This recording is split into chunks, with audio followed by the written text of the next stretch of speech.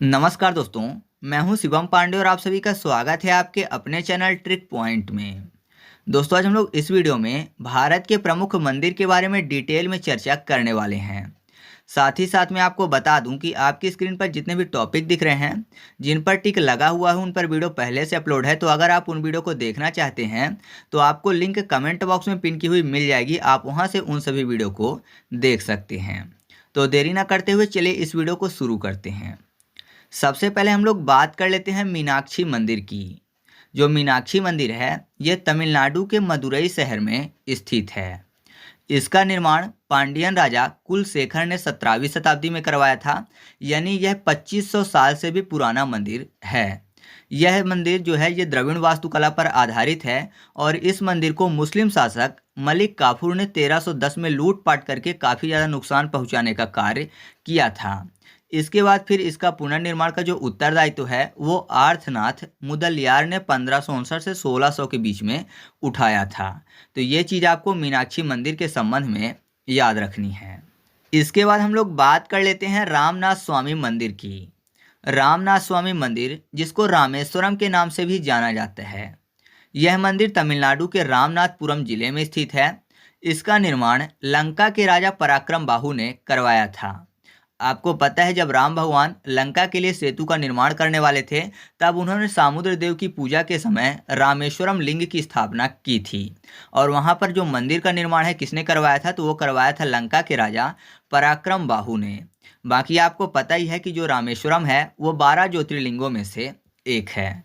तो रामनाथपुरम स्वामी मंदिर या फिर रामेश्वरम के बारे में आपको इतनी चीज़ें याद रखनी है। इसके बाद हम लोग बात कर लेते हैं बृहदेश्वर मंदिर की। जो बृहदेश्वर मंदिर है ये तमिलनाडु के तंजौर में स्थित है। इसका निर्माण चोल शासक राजा राज चोल ने 1003 से 1010 के बीच में करवाया था। यह विश्व का प्रथम ग्रेनाइट मंदिर है जो लगभग एक 80 टन के ग्रेनाइट के टुकड़े को काट कर बनाया गया है। साथ ही साथ इस मंदिर को राज राजेश्वर मंदिर के नाम से भी जाना जाता है। तो ये चीज़ बृहदेश्वर मंदिर के बारे में आपको याद रखनी है। इसके बाद हम लोग बात कर लेते हैं नटराज मंदिर की। जो नटराज मंदिर है ये तमिलनाडु के चिदम्बरम में स्थित है।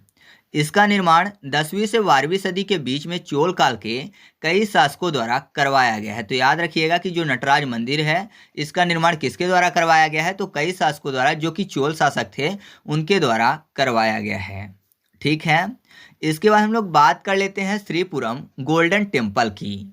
तो इसके बारे में आप ये याद रखिएगा कि ये तमिलनाडु के वेल्लोर में स्थित 15,000 किलो का विशुद्ध सोने का मंदिर है। ठीक है, मतलब ये 15,000 किलोग्राम का विशुद्ध सोने से इस मंदिर का निर्माण किया गया है। फिर अगला है एकम्बरेश्वर मंदिर, जो कि तमिलनाडु के कांचीपुरम में स्थित है। तो इसके बारे में आपको यही याद रखना है कि ये कहाँ पर स्थित है। तो याद रखिएगा कि एकम्बरेश्वर मंदिर जो है ये तमिलनाडु के कांचीपुरम में स्थित है। फिर अगला है मामल्लपुरम मंदिर। यह तमिलनाडु में स्थित है और इसका निर्माण जो है वो 7वीं शताब्दी में पल्लव वंशी राजाओं ने करवाया था। मतलब ये पल्लव वंश के जो राजा थे उनके द्वारा मामल्लपुरम मंदिर का निर्माण करवाया गया है। और मामल्लपुरम मंदिर कहाँ स्थित है, तो ये स्थित है तमिलनाडु में। फिर अगला जो मंदिर है वो है कैलाश मंदिर, कांची का कैलाश मंदिर। यह तमिलनाडु के कांचीपुरम में स्थित है और इसका निर्माण 8वीं सदी के पल्लव वंश के राजा राज सिम्हा ने करवाया था। ठीक है।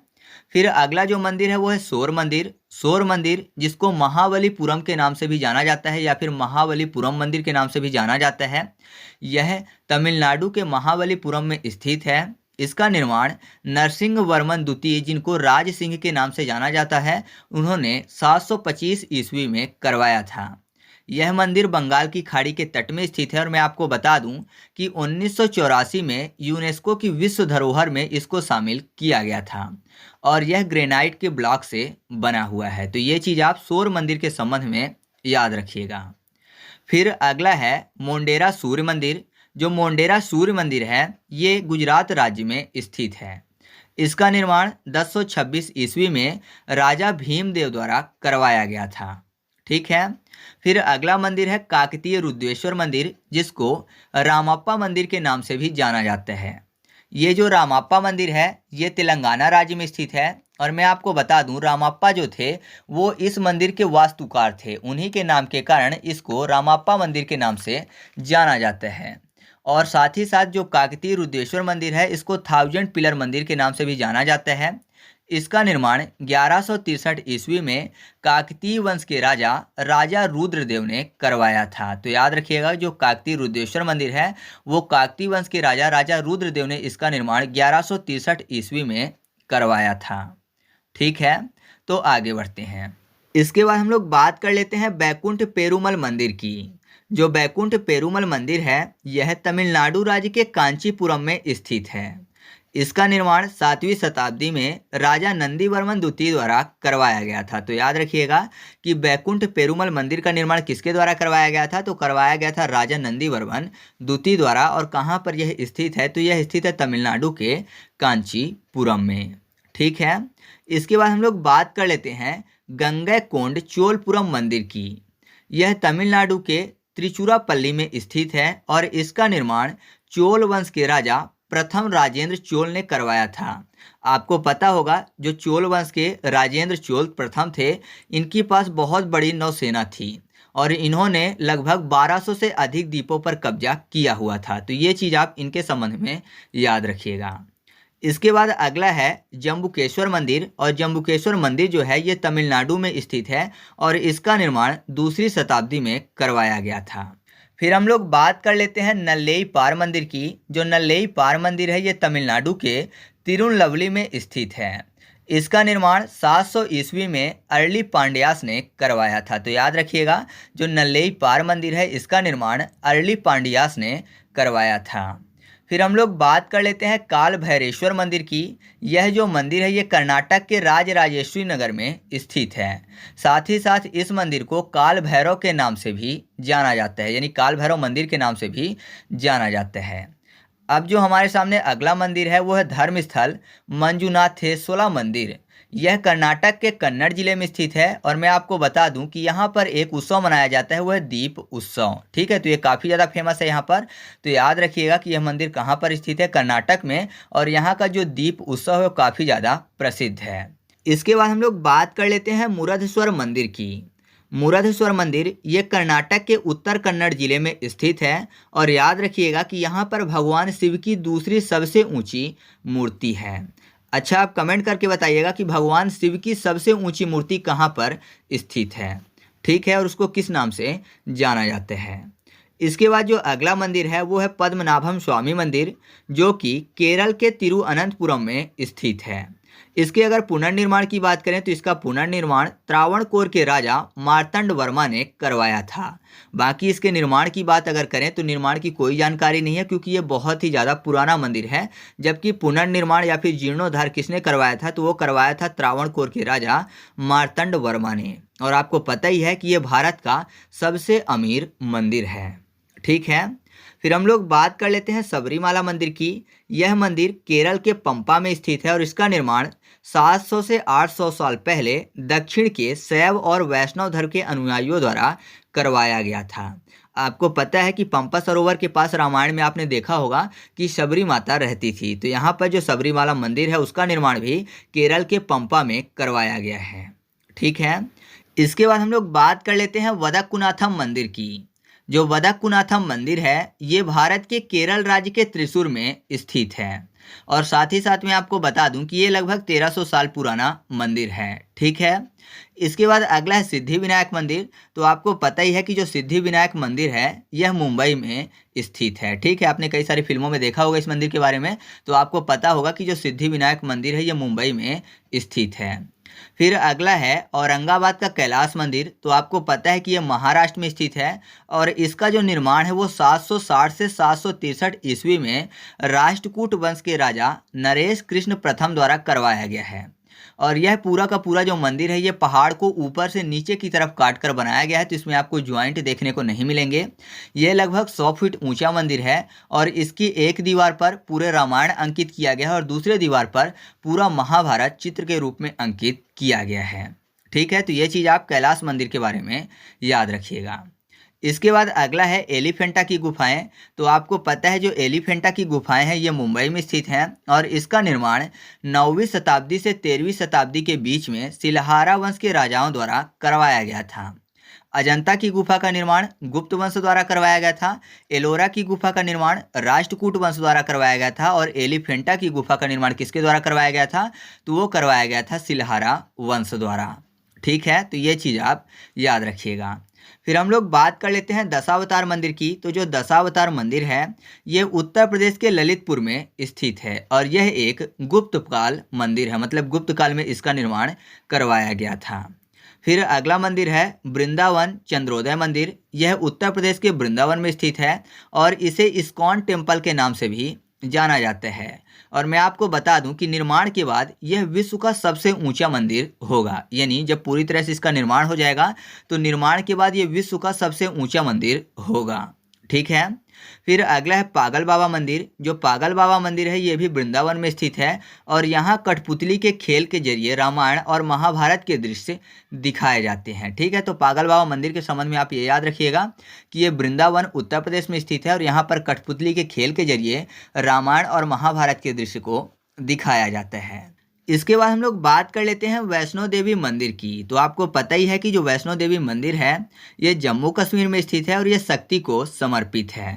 ठीक है। फिर अगला है अमरनाथ गुफा। तो जो अमरनाथ गुफा है ये भी जम्मू कश्मीर में स्थित है और अमरनाथ को तीर्थों का तीर्थ भी कहा जाता है। जबकि तीर्थों का राजा किसे कहा जाता है? तो वो कहा जाता है प्रयागराज को। ठीक है। अब हमारे सामने जो अगला मंदिर है वो है खजुराहो मंदिर। खजुराहो मंदिर मध्य प्रदेश के छतरपुर जिले में स्थित है। इसका निर्माण चंदेल शासकों ने 900 से 1130 ईस्वी के बीच में करवाया था, जिसमें मुख्य रूप से अगर आपसे पूछा जाता है नाम देकर तो याद रखिएगा कि चंदेल शासक चंद्रवर्मन ने इसका निर्माण करवाया था और आगे चल के अन्य चंदेल शासकों ने भी इसमें अपना योगदान दिया था। इस मंदिर का निर्माण तांत्रिक समाज को खुश करने के लिए करवाया गया था और इसको भारत का सेक्स टेम्पल के नाम से भी जाना जाता है। ठीक है। इसके बाद हम लोग बात कर लेते हैं महाकालेश्वर मंदिर की। महाकालेश्वर मंदिर जो कि मध्य प्रदेश के उज्जैन में क्षिप्रा नदी के तट में स्थित है। यहाँ पर कुंभ मेला भी लगता है जिसको सिंहस्थ कुंभ के नाम से जाना जाता है। साथ ही याद रखिएगा कि मंगल ग्रह की जो जन्मभूमि है यानी जन्म स्थान है मंगलेश्वर, वो भी यहीं पर स्थित है। ठीक है। इसके बाद हम लोग बात कर लेते हैं कंदरिया महादेव मंदिर की।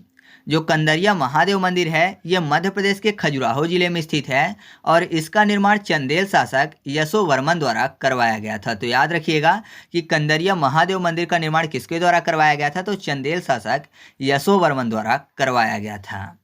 फिर हम लोग बात कर लेते हैं केदारनाथ मंदिर की। जो केदारनाथ मंदिर है ये उत्तराखंड के रुद्रप्रयाग जिले में स्थित है। इसका निर्माण पांडव वंश के राजा जनमेजय द्वारा करवाया गया था। महाभारत वाले पांडव की बात हो रही है तो याद रखिएगा कि इसका निर्माण किसके द्वारा करवाया गया था?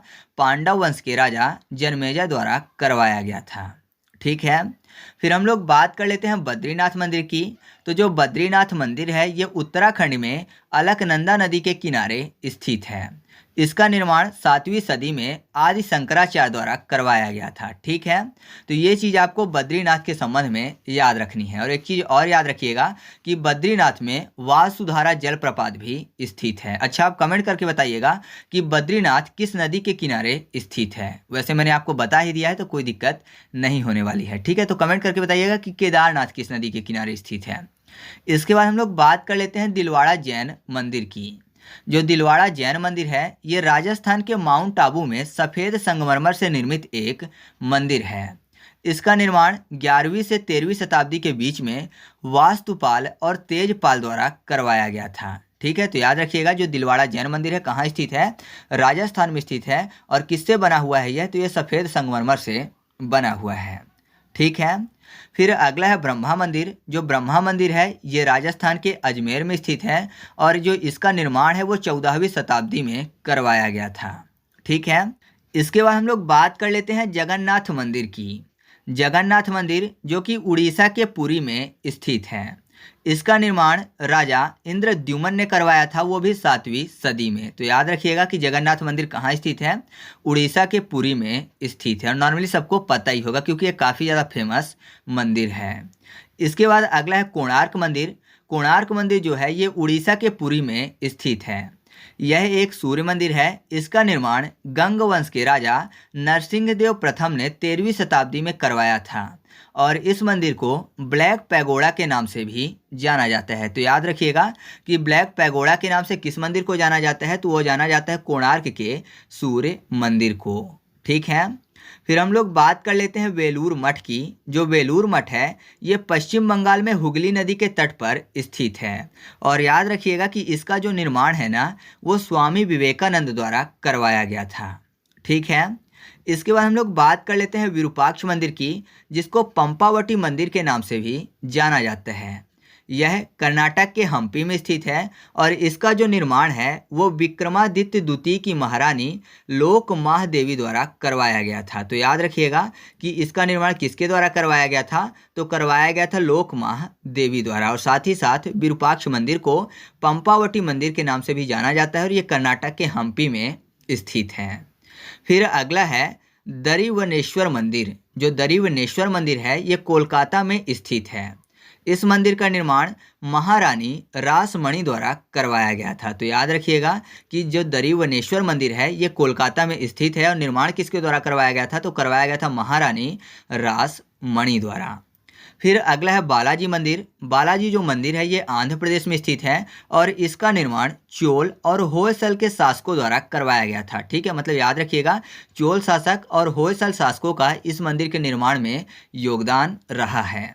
इसके बाद हम लोग बात कर लेते हैं काशी विश्वनाथ मंदिर की। काशी विश्वनाथ मंदिर जो कि उत्तर प्रदेश के वाराणसी में गंगा नदी के तट में स्थित है। इस मंदिर की अगर बात करें तो इस मंदिर को कई सारे आक्रमणकारियों ने नष्ट किया, जबकि मूल मंदिर को कुतुबुद्दीन ऐबक द्वारा नष्ट किया गया था। बाद में इसका पुनर्निर्माण हुआ तो आगे चलकर औरंगजेब ने मंदिर और शिवलिंग को नष्ट कर दिया और वहां पर ज्ञानवापी मस्जिद का निर्माण करवाया। बाद में क्या हुआ कि इसको जीर्णोद्धार के रूप में 1780 में महारानी अहिल्याबाई होलकर द्वारा ज्ञानवापी मस्जिद से थोड़ा सा हट करके एक मंदिर का निर्माण करवाया गया, जहां पर अभी काशी विश्वनाथ मंदिर के नाम से उसको जाना जाता है। हालांकि पहले कहां पर स्थित था ये मंदिर, तो ये स्थित था ज्ञानवापी मस्जिद की जगह पर, जिसको औरंगजेब ने नष्ट किया था और वहाँ पर ज्ञानवापी मस्जिद का निर्माण करवा दिया था। ठीक है, इसके बाद हम लोग बात कर लेते हैं सोमनाथ मंदिर की। जो सोमनाथ मंदिर है यह गुजरात के वेरावल में स्थित है। इसके बारे में आपको बता दूं कि इस मंदिर को महमूद गजनवी द्वारा 1024 ईस्वी में नष्ट किया गया था। ठीक है, मतलब 1024 ईस्वी में महमूद गजनवी ने इस मंदिर को लूट कर नष्ट किया था। उसके बाद क्या था कि एक राजा थे जिनका नाम था भीमदेव, तो उन्होंने इस मंदिर का पुनर्निर्माण करवाया था। लेकिन आगे चलकर 1297 में फिर से अलाउद्दीन खिलजी ने इस मंदिर पर लूटपाट की और मंदिर को विध्वंस कर दिया। उसके बाद 1947 में सरदार पटेल के आदेश पर इस मंदिर का जीर्णोद्धार किया गया और राष्ट्रपति राजेंद्र प्रसाद द्वारा यहाँ पर ज्योतिर्लिंग की स्थापना की गई। ठीक है, तो ये चीज़ आपको मंदिर के संबंध में याद रखना है, यानी सोमनाथ मंदिर के संबंध में याद रखना है। साथ ही मैं आपको बता दूं कि इस मंदिर का वर्णन ऋग्वेद में भी मिलता है और कहा जाता है कि इसका निर्माण चंद्रदेव यानी सोमदेव द्वारा करवाया गया था और आगे चलकर लंका के राजा पराक्रम बाहु द्वारा इसका निर्माण करवाया गया था। इसके दक्षिणी छोर में एक स्तंभ स्थित है जिसमें संस्कृत में एक शब्द लिखा हुआ है असमुद्रांत दक्षिण ध्रुवम पर्यंतः बाधित ज्योतिर्मार्ग, यानी यहाँ से दक्षिणी ध्रुव में अगर देखें तो कोई भी बाधा नहीं मिलेगी, मतलब कोई भी जमीन का टुकड़ा या फिर आइलैंड देखने को नहीं मिलेगा।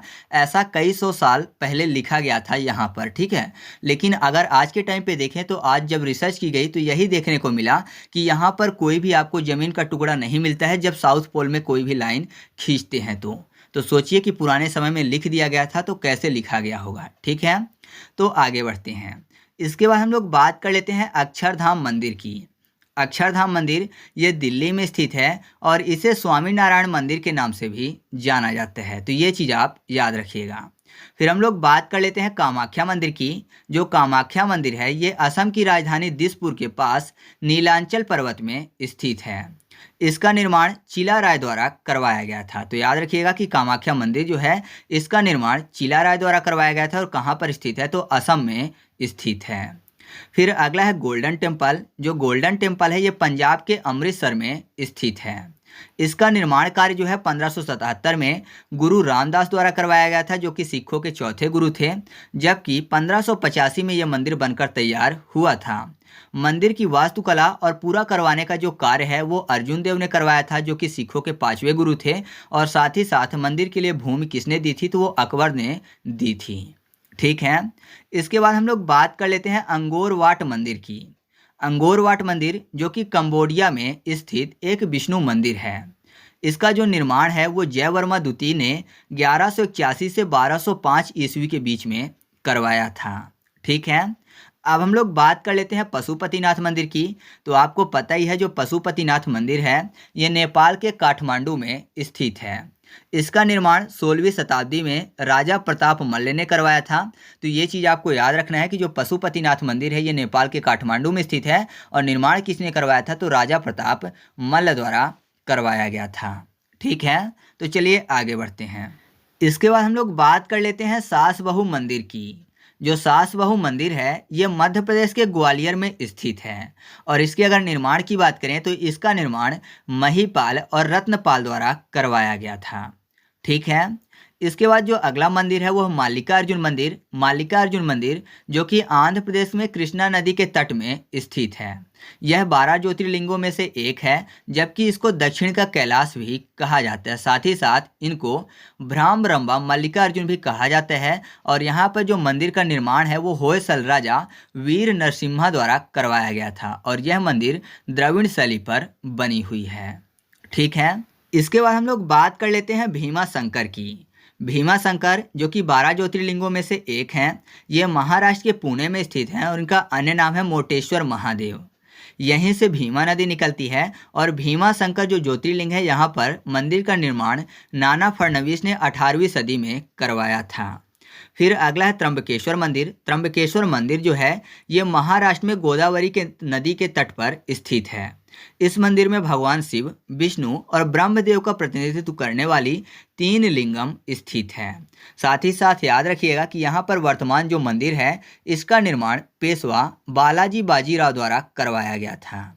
ठीक है, इसके बाद हम लोग बात कर लेते हैं नागेश्वर मंदिर की। नागेश्वर मंदिर जो कि गुजरात के द्वारिका में स्थित है। साथ ही साथ इस मंदिर को नागनाथ मंदिर के नाम से भी जाना जाता है और इस मंदिर का निर्माण गुलाबी पत्थर से किया गया है। यह भी 12 ज्योतिर्लिंगों में से एक है। इसके बाद हम लोग बात कर लेते हैं वैद्यनाथ मंदिर की। वैद्यनाथ मंदिर जो कि झारखंड के देवघर में स्थित है और मैं आपको बता दूं कि इनको बाबा बैजनाथ के नाम से भी जाना जाता है। इस मंदिर के अगर पुनर्निर्माण की बात करें तो इसका पुनर्निर्माण 1596 में राजा पूरनमल द्वारा करवाया गया था। आपने एक कहानी सुनी होगी जो कि रियलिटी है। आपको पता होगा कि रावण ने भगवान शिव की उपासना की थी, जिसमें रावण ने भगवान से शिवलिंग मांगा था। तो भगवान ने उसको शिवलिंग दे दिया था और उसका नाम था कामना लिंग। ठीक है, तो जो भी कामना उनके सामने मांगी जाए तो वो पूरी कर देंगे। तो रावण जब ले जा रहा था तो बीच में भगवान शिव ने ऐसी स्थिति बनाई कि रावण को फिर उसको छोड़ के जाना पड़ा। ठीक है, मतलब वो लंका तक नहीं ले जा पाया था। तो ये चीज़ आप वैद्यनाथ मंदिर के संबंध में याद रखिएगा। तो इस तरीके से अपना ये वीडियो कंप्लीट हुआ। आपको वीडियो कैसा लगा कमेंट करके बताइएगा। अगर आपको वीडियो अच्छा लगा हो तो वीडियो को लाइक कर दीजिएगा और दोस्तों के साथ भी शेयर कर दीजिएगा। तो चलिए मिलते हैं अगले वीडियो में, तब तक के लिए जय हिंद।